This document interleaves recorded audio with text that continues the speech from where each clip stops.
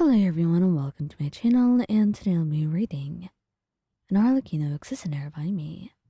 So let's get into it. The explosion came without warning. One moment, we're walking through the abandoned warehouse on the outskirts of Fontaine, investigating reports of suspicious activity for the House of the Hearth. The next, the world erupts into fire and chaos. The blast wave throws you across the room, and you hit the ground hard enough to knock the air out of your lungs. Your ears ring, smoke fills your nostrils. Through blurred vision, you see the ceiling beginning to crack, support beams groaning under stress that they were never meant to bear. Trap, you think distantly. This was a trap. You try to move, but pain lances through your leg. Something heavy pins you down. A piece of debris, maybe, part of a collapsed wall. You pull at it desperately, but it will not budge. The ringing in your ears subsides just enough for you to hear the ominous creaking above you. The building was going to collapse. Panic claws at your chest. You're going to die here, crushed under tons of stone and timber, and no one even knows where you are. You told Arlecchino you were following a lead, but you hadn't specified which one.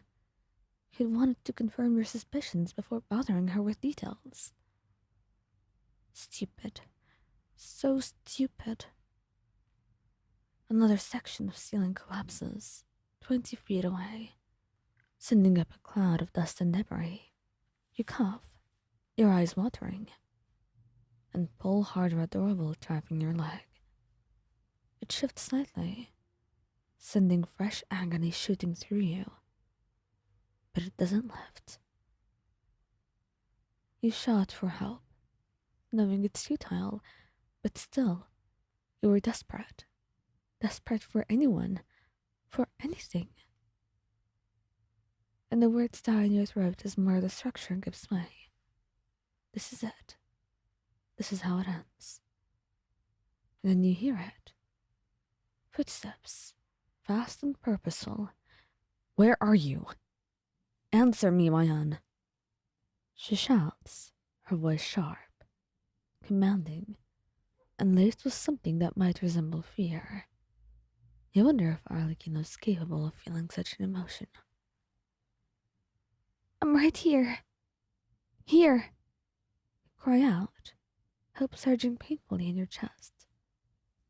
She emerges through the smoke, like a guardian angel, and to you, she may just be. And then a falling beam plummets toward her. She sidesteps it without even looking, her eyes locked on you. Arlecchino! Don't speak. Save your strength, she said. And then she was beside you in an instant, assessing the debris pinning you down with clinical efficiency. Her jaw tightens fractionally, the only sign of concern she'll show. This is going to hurt, she says. The building. I know. Hold on to me. You grab her coat with both hands as she lifts. And with Arlecchino's strength, your leg is soon free. But when you try to stand beside her, your vision whites out from the pain. You're dimly aware of collapsing, of strong arms catching you before you hit the ground. I've got you. Don't worry. Hold on, she says. And then you're being lifted, cradled against her chest like you weigh nothing. And then she runs, the world around you becoming a blur of smoke and fire. And Arlecchino moves with impossible grace, her every step calculated, even as the floor cracks beneath her feet. A support column crashes directly down her path, and yet she manages to avoid even that. It becomes too noisy at one point, So many things falling around you that surviving this just seems impossible. And then there is fresh air, daylight, and you hear the building fall. Arlecchino does not stop running until you're a safe distance away, and until the warehouse has completely collapsed into rubble and dust. Only then does she slow, sinking to her knees on the grass, still holding you against her. You're alive. You're alive, she says, more to herself than to you. Her voice is different, shaken, in a way you've never heard it be. Thanks to you. How did you know I was here? I didn't. Her eyes bore into yours, and you see fear in them. Real, genuine fear. You said you were following a lead. You didn't specify which one. When you didn't report back within a sufficient amount of time, I knew something was wrong. And I tried to find out where you went. And then I saw the explosion and I'm sorry. I should have told you exactly where I was going. I just didn't want to bother you with something that might have been unnecessary. Bother me? You think keeping yourself alive and safe is a bother? I just meant... No. She cuts you off. One hand coming out to cup your face with devastating gentleness. You listen to me. Your safety is never a bother.